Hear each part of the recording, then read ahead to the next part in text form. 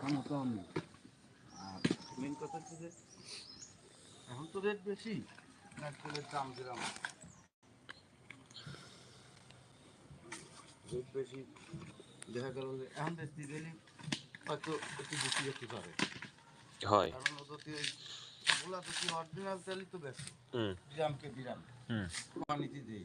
আহ, এই মনে করেন ও যদি ওই যে যদি সপ্তাহে যদি ও মাসে যদি 30 ব্যারেল তেল বেচে, হুম 30 ব্যারেল তেলে যদি কেজিতে 5 টাকা দেয়, একটা ব্যারেলে 200 কেজি তেল, তাহলে কি পরিমাণ?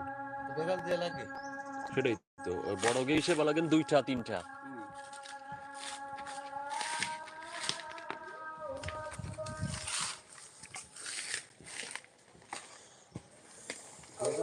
যখন মানুষের তেলে ফিরতে যায় তখন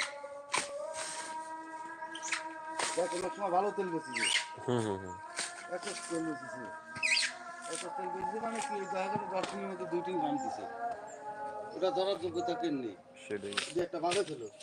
আর এখন এত তেল তো কেউ বেচতে পারবে না। সম্ভব না, তাহলে 1500 টাকা বেচতে হবে।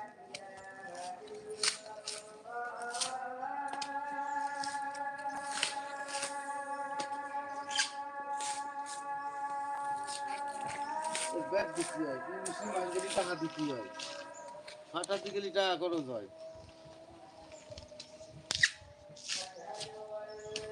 এটা বোতলের দাম 10 টাকা, কার্টুনের দাম 25 টাকা।